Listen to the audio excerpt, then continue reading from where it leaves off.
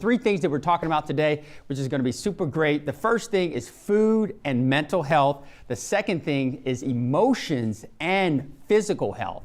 And the last thing is forming habits.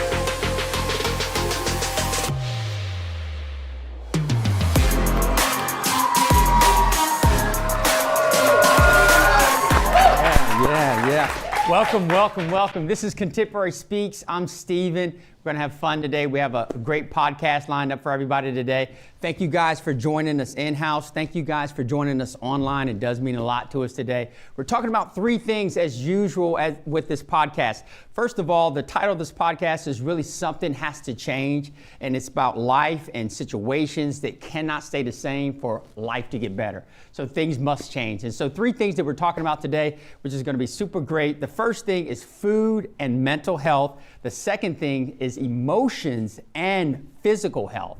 And the last thing is forming habits. And so this is going to be a great podcast. Let's get ready to go. Let's get down. Get ready for some positive, encouraging, inspiring information. But before we jump into this episode, I'd like to invite you to join this community to hear more episodes that will help you become healthier emotionally, mentally, and spiritually.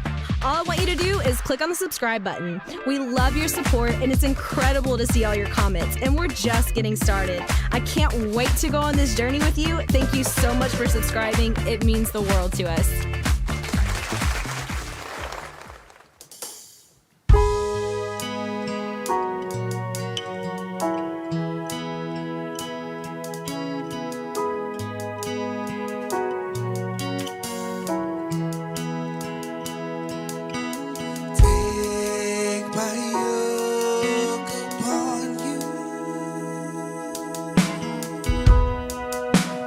Here is my life.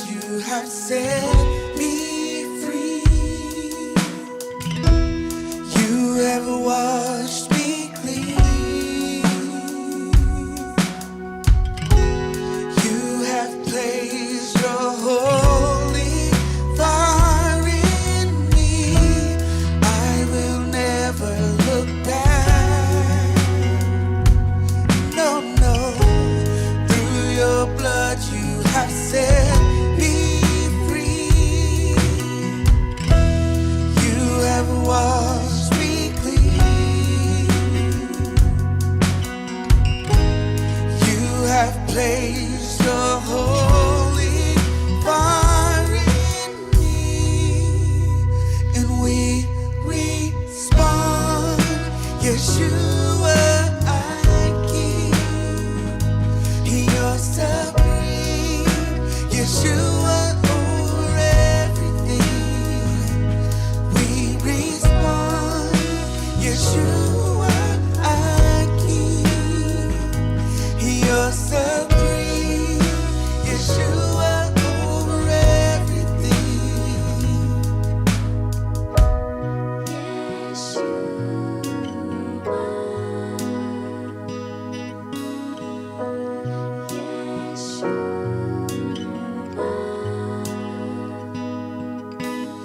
Learn my ways, my peace I give. No one can hurt you while you're in my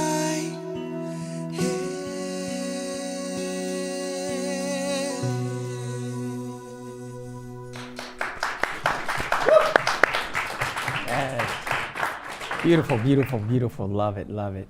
We're going to have a fun time, guys, today. Thank you guys for joining us once again. This is podcast episode 22. So that's pretty good, guys. 22 episodes strong, right? So one of the things about this podcast today, it might feel a little bit different, might be a little bit different. The concept today is really to sort of pique your interest in wanting to self-educate. And so, you know, I'm going to put a couple of things that I normally don't do. I'm going to put a couple of links in the description on this podcast so you can find kind of a place to begin. But really, I think it's so important that you self-educate. And as I say self-educate, I want to say it sort of like this. A lot of times we have seasons in our life, good seasons, bad seasons, okay seasons, mundane seasons, or whatever it might be. But we don't realize what's causing those seasons. We don't understand, I would say, the circumstances or the conditions that may play into what may be happening to us at that time. And so as I say that, I mean it like you should keep what I call a happy journal. A happy journal is that when you're at these peak moments that you are like, I'm really happy in life, that is the best time to write down things like, well, what am I eating? What is my circle? Who am I spending my time with? What am I reading? What am I watching on TV? So it becomes a good time to journal when you're at your peak time of, you know, I'm my happiest. And then when you are at your low periods in life and you feel very depressed and kind of in a different kind of position, that becomes the best opportunity to pick that book up that you wrote about your own experience and read where you were at, and then consider, where am I at now and where was I at then? And it'll kind of help you kind of see and measure. I think that we're so quick to forget how to get the victory. I refer to the Bible verse that talks about Jesus feeding the 5,000, and then there's 4,000, and Jesus asked Philip, like, how are we going to feed these 4,000 people? And Philip's like, I don't know, I can't tell you. And it's like, Jesus is like, don't you remember this instant? And I think that that's what we do. We just go through our lives, but we're not keying in on the things that are actually working and the things that are destroying us. And so it's kind of like haphazard, right? We just go through our life, tumbling through life, wondering why I feel this way or why I'm going through this and all this, when there's a system of living, there's an order of living, right? And so I would encourage you to document and really kind of like, when you're in your best days and your best times, document what you're doing. Because you're probably doing a lot of things that are very healthy for your life. Oh, I'm going to bed at this time. I'm waking up at this time. You understand? Just so you can have that record, because you can forget sometimes. And when you are in your saddest moments, when you're depressed and you're down, you don't want to pick that book up. In fact, when you're depressed and down, you don't want to talk to anybody. You don't want any help. For some reason, we just love to kind of sit there and we want to stay angry or stay depressed and stay mad. But that would be your own lifeline that you are throwing yourself when you journal your happy days. okay? It'll be your lifeline that you are throwing yourself. It'll be you preaching to yourself, okay? So that's a good nugget to take. All right, so we're gonna start here. 3 things we're talking about: food and mental health, emotions and physical health, and forming habits. I want to start with this Bible verse. It comes out of Genesis chapter 25, verse 29 through 34. I'm going to paraphrase a few of these things, but basically this is Jacob and Esau. And so Jacob and Esau, they're brothers, and so Jacob is cooking some stew. Esau comes into the house and he says, I am famished. I'm starving to death. I'm so hungry. And so Jacob, he says, well, if you want this stew, how bad do you want it? Are you willing to sell me your birthright in order to get this stew? And Esau's like, hey, I'm so hungry. I don't care anything about this birthright. You can have it. And so Jacob gets the birthright and Esau gets the stew. And as you think about this, I want you to really think about how you could be on a diet, but you're so hungry in that moment and in that instant that you're willing to break that diet just momentarily because you're famished or whatever. The power of food is so incredible. So food and mental health are linked very closely, although we don't really realize it. But you have to realize that here's someone who is saying, no, I mean, they're not saying, well, you know, they're not even in their right, clear mind. That they're willing to throw everything out for a meal, for one meal, okay? And so food is very powerful, and when you think about that, we'll get into a couple of things, but food affects the structure and the function of your brain, right? And ultimately affects your mood. Now, I know we don't really realize this, but you know, in the South, we had this thing called comfort food. When the reality is that it does everything but comfort you. In fact, it depresses you more after you eat it. Here's the thing about the brain. The brain needs fuel. And the way that the brain is supplied that fuel is through the food you eat. So the food that you eat supplies the brain with the fuel that it needs. Okay, so now this kind of makes sense to me now when you kind of think about the tree of life or the tree of the knowledge of good and evil, when God said, don't eat off this tree. And so what we miss is that this food that you eat is going to affect the way you think. And I think that we have missed that. We've missed that. So let's go into this vein a little bit, right? It kind of makes sense that how you eat, you know, will affect the way your brain fires and is wired. And I don't think that we have connected the two. I think that when we eat, we throw out the brain altogether. We're not going to consider the effect that the food is going to have on our mental state.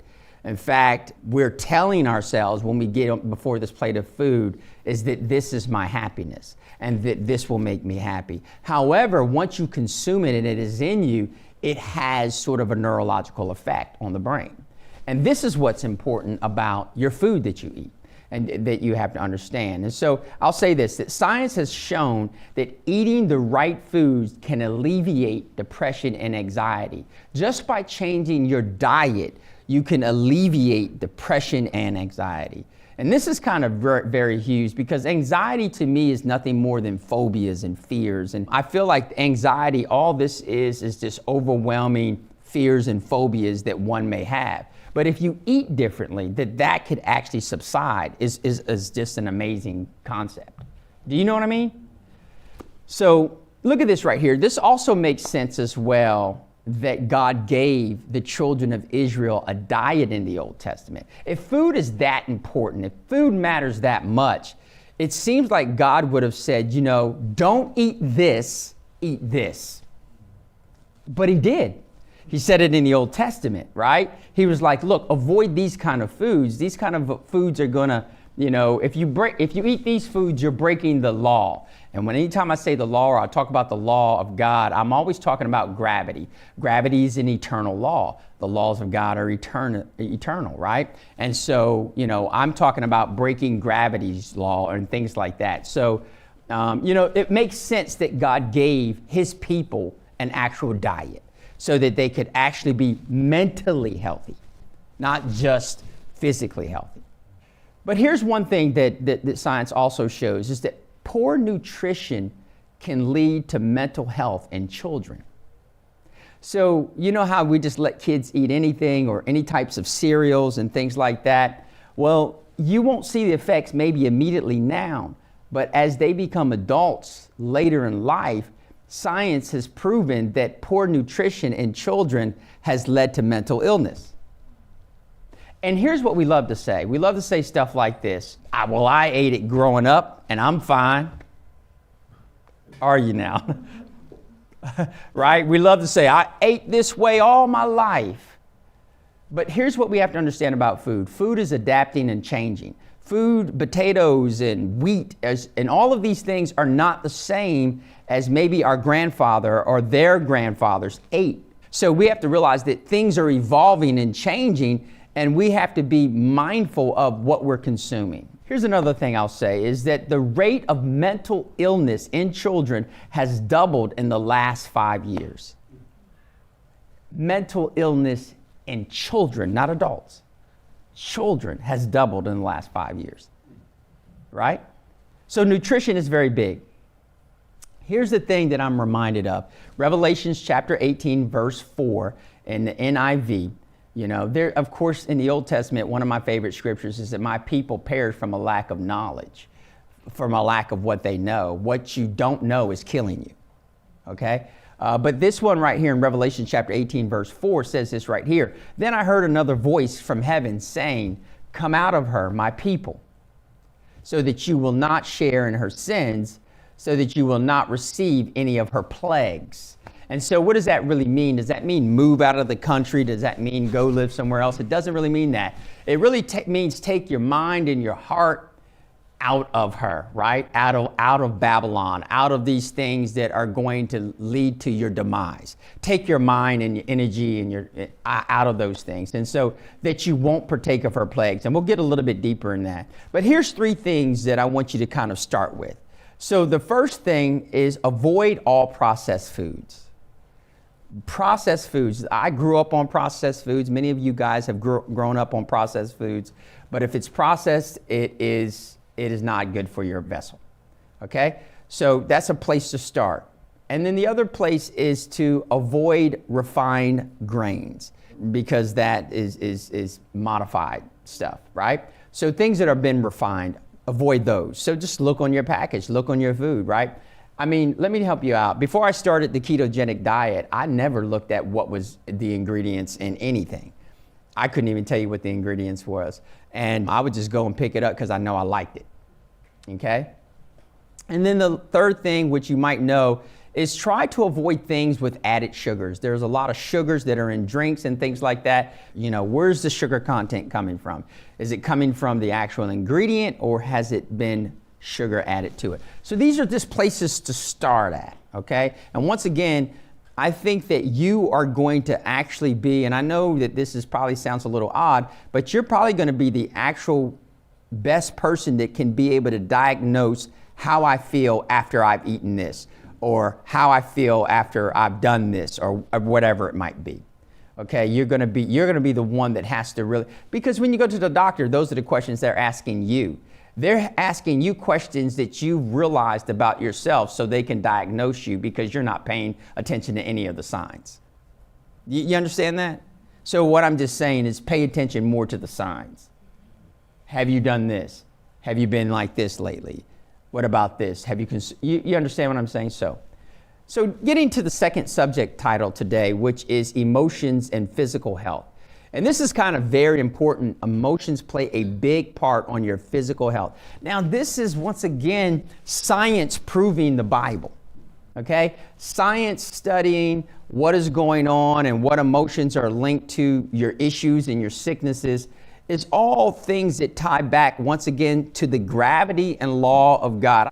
Another thing in Deuteronomy chapter 28, verse 58, it says this right here. It says, be careful to obey everything in these teachings that are written in this book. You must respect the glorious and wonderful name of the Lord your God. So God gives us these teachings, and then he says, respect them. And so in Deuteronomy 28, 61, a little bit further down, he says this right here. The Lord will also give you every disease and sickness not written in this book of the teachings until you are destroyed, which is if you live outside of the gravitational pull of God, you will experience, whether you realize you're experiencing it or not. Think about what I'm saying today. God does make sense. His word does make sense from the Old Testament to the New Testament, and we have to make sense of the word of God. Of course, in the book of Jeremiah, it talks about the scribes have changed the word of God, that they have went in and they have changed that. Well, we know there's no new thing under the sun, even though we would like to believe that nothing has been changed or altered. The reality is that it has to line up. And if it don't make no sense, therein lies the problem. So I'm trying to pique everyone's interest today to be able to dig deeper into your faith and your understanding. And you're like, well, I believe in Jesus. Why do I got cancer? Why do I got this? Why I got that? Well, here's a couple of things that you'll look at. The emotion of anger and bitterness, it directly affects the liver. Your liver is the primary detoxification organ in your body. So if your liver is not functioning correctly or at 100%, your body's going to have a difficult time detoxifying. So your gallbladder disease, high cholesterol, and certain types of cancer is stemming from your body not detoxifying correctly. What does this kind of mean is that these things like high cholesterol, gallbladder disease, and certain cancers is also linked to the emotion of anger, okay? And what is anger? A lot of people don't realize that they could be constantly working under an angry spirit, that you're probably always bitter and angry about something. What's interesting about angry people and bitter people is that they have a clever way of angering other people.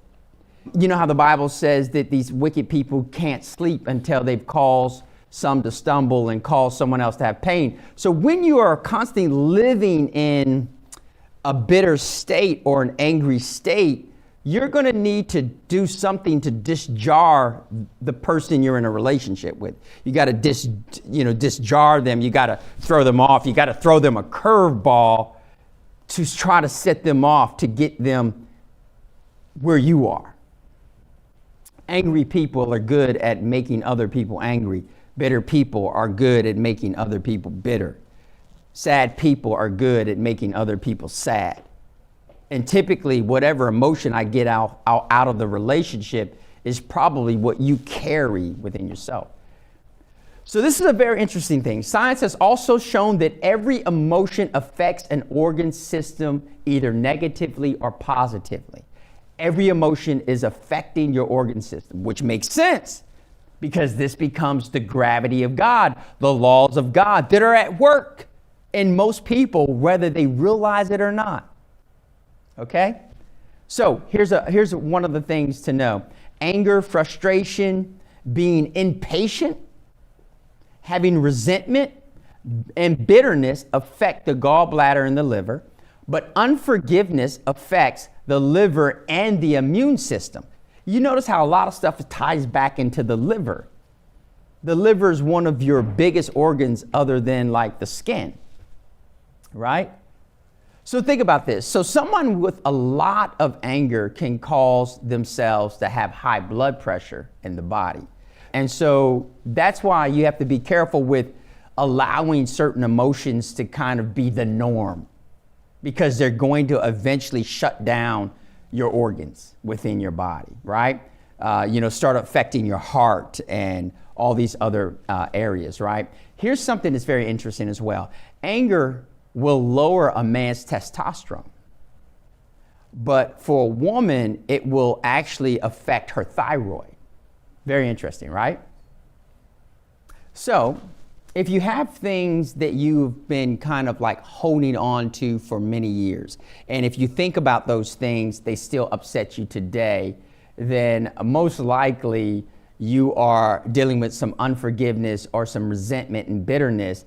This is affecting your health. It is affecting your immune system, you know, and here's the thing about it. It's like the people who pretty much almost get some type of sickness every month.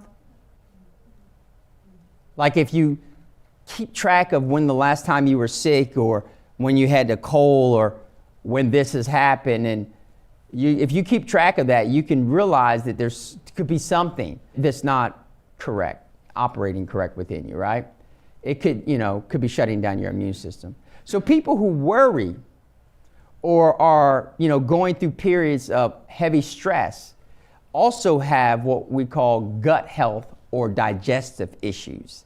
So a lot of times if you're having stomach problems, a lot of times things like stress or worrying, when you worry a lot and they're like, oh, my stomach is messed up. My stomach is feeling. Well, it could be that you're going through a period of stress. Like, I gotta worry. I'm worried about this and I'm worried about that. Because worry, Jesus says, don't worry. Don't worry about what you're gonna eat tomorrow. Don't worry about this. Matter of fact, he says, don't be anxious. So these things, because why is the Bible saying these things? Here's another thing he says. Matthew chapter 5, verse 44 says this right here. But I say, love your enemies. Pray for those who persecute you. Why? Don't operate in anger. Don't operate in resentment. Don't operate in bitterness, because these things God is not going to honor. When you operate in these things, your organs follow suit. But these things, so think about it. To love my enemy is to do what is right in the sight of God. But to not love my enemy may be, in the eyes of God, sin. Sin, therefore, is affecting my body, my organs. And I know we that's a whole subject in itself, because in America, we've made a lot of things sin that's not sin. Okay, everything. I'm breathing right now and I'm sinning, or, maybe I had a glass of wine with my meal. That was a total sin. Like, we've made everything sin, when the reality is the only things that are sin are the things that God said were sin. Okay?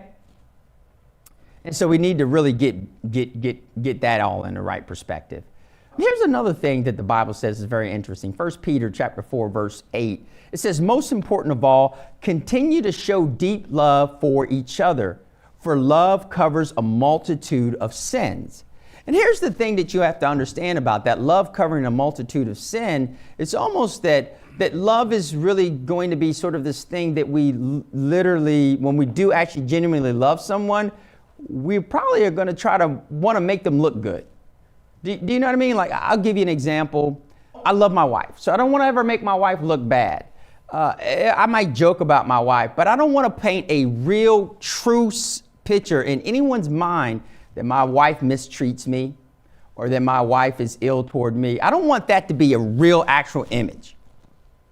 Do you understand what I'm saying? So that's what love is. But if you don't love a person, you'll uncover them. But love covers a multitude of sins, which is, we argue and we fuss and we fight and we have our regular issues that any couple would have. But I never want to really, truly create defamation of character in the minds of anybody about my wife. Do you understand that? And that's what love is. And so, once again, you're only going to give what is in you. Some people do things out of love. Some people do things to receive love. Who are you? Is everything you're doing to receive love, or is what you're doing out of love? See, when you're doing things out of love, that means that there is love in you. But when you're doing things to receive love, that means you're depleted of personal love. You get that? I'm doing it to receive love. Because there is no love within me, I do not feel loved. But if I'm doing things out of love, now I'm doing it from the overflow of what God has supplied me with. 3 things that will really help you kind of regenerate your organs. Okay, when we're talking about emotions. First thing is practice more hopefulness. Okay? Practice being more hopeful. Think about it. Another thing is practice gratitude. Practice being more grateful. Gratitude. Thank you. A lot of times we're grateful, but we never express it. Do you know what I'm saying? So practice it. Practice saying thank you for what you do. Thank you. I really appreciated you doing X, Y. Practice speaking these words of gratitude and depositing into people's emotional bank good words and good positive words. Practice that gratitude. And the other thing is practice joyfulness. Practice loosening up. Practice laughing. Practice joyfulness. Practice just being more joyful, because it's going to help your internal organs. Your body is very resilient. That's how he made the human body. In fact, we were never really created to die at all. We could have lived for all eternity in this body. That's how God created it. But when we ate off the tree of knowledge of good and evil, God said, no, cut them off from the tree of life, lest they live forever. Okay? So the body was never really created to have sickness and disease and die. You're living out of balance with God's laws, and you're living out of balance with God. Okay? And so you have to realize these things, okay? Now let's get into this last thing. Forming habits.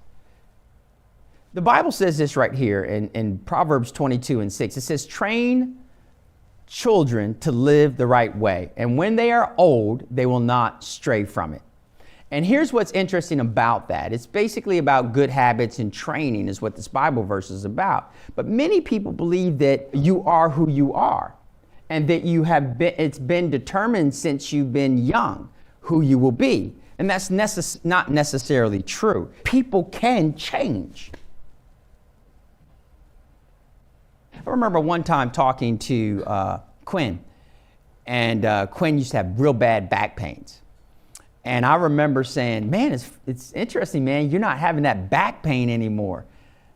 The very next day, boom, full on back pain. The very next day, because I spoke it. And his belief was like, well, yeah, where is this thing at? The very next day. And not that I spoke it on him for him to have it, but sometimes people try to remind you of your illness and your sicknesses. Everyone has cancer cells in their body, but we detox those daily. And when your body stops detoxing the cancer cells, then you develop cancer.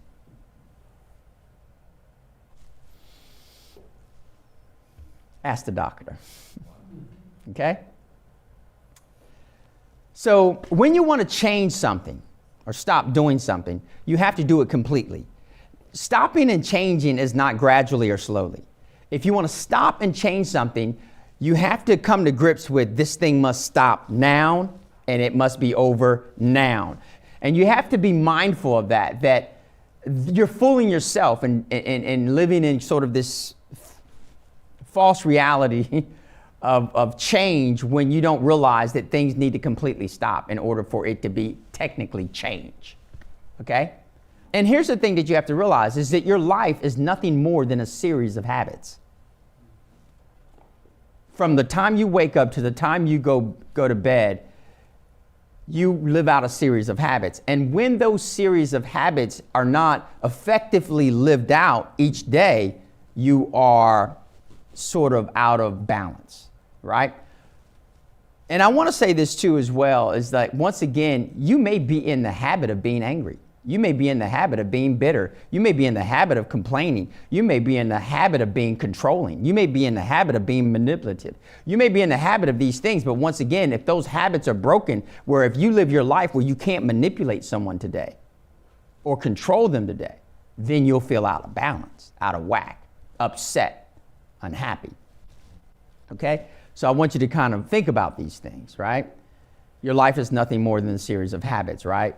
And your physical movement is nothing more than habits. The way you operate, how long you stay in bed, it's a habit.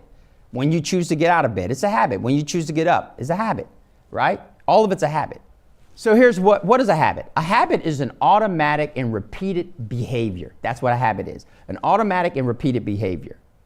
You can actually look at yourself as being a habit. I am a habit. I am a habit. A habit is when you have done something so many times that you no longer have to pay attention to the behavior of what you're doing. That's a habit. You are an existing habit. The problem is, it's hard to step out of yourself to see what type of habit you are. You could be a bad habit. Or you could be a good habit. So let's talk about a couple of ways to form habits. The first thing you need is a trigger. A trigger is when something comes to memory for you to do the habit. You need a trigger. You need a reminder. If you write it on your mirror, you write it on your refrigerator, or whatever that might be. If you plan on reading a book a week or whatever, a book a month, or whatever you want to do, you need a reminder. You need a trigger, something that triggers you to remember that this is the habit that you need to practice.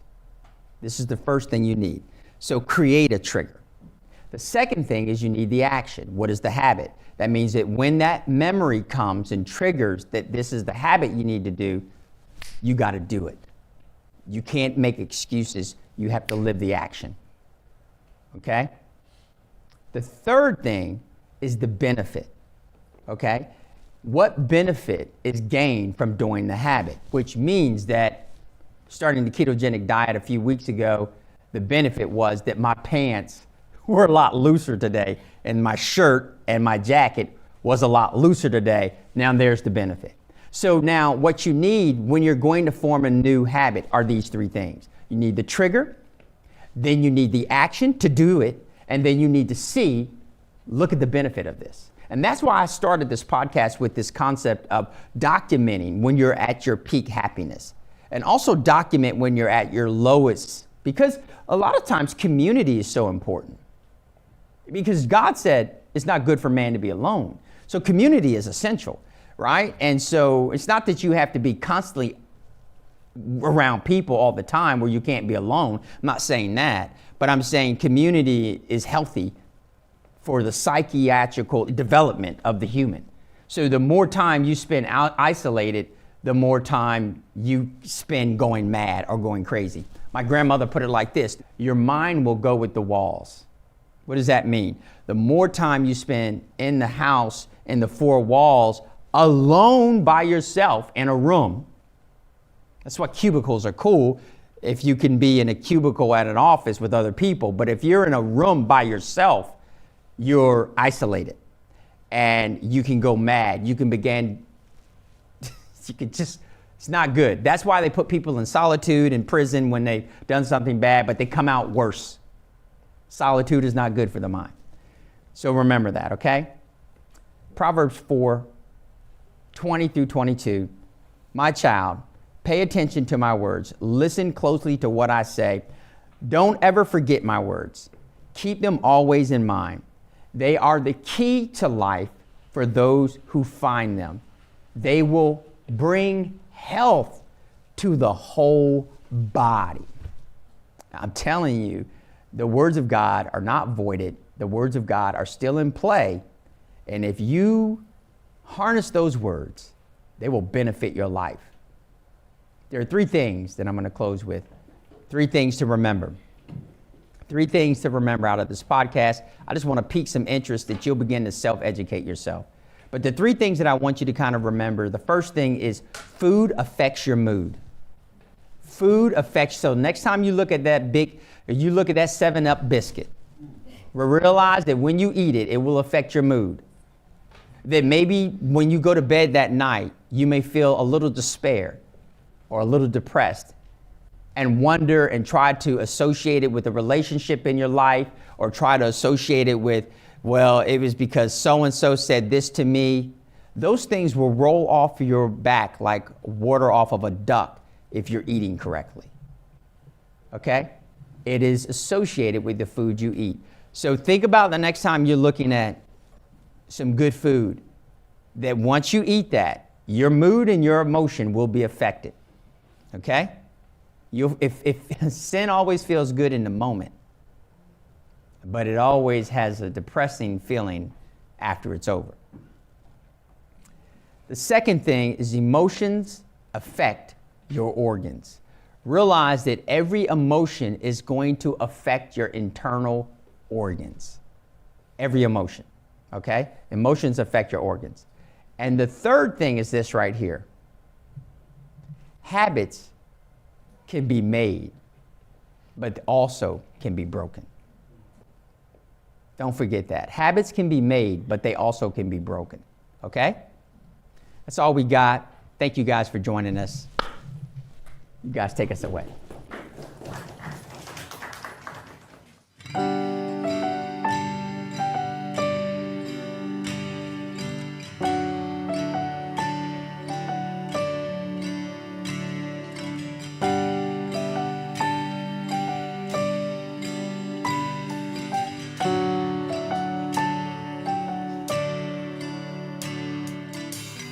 My prayer, Lord, as my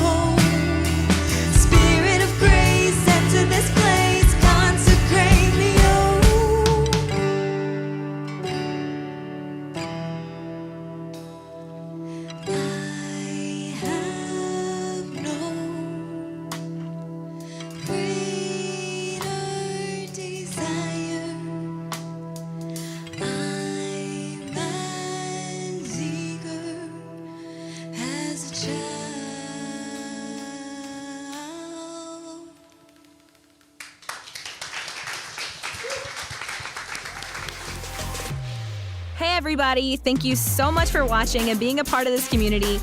If you haven't already, be sure to subscribe. You're going to get weekly videos on building a growth mindset, cultivating grit, and unlocking your full potential.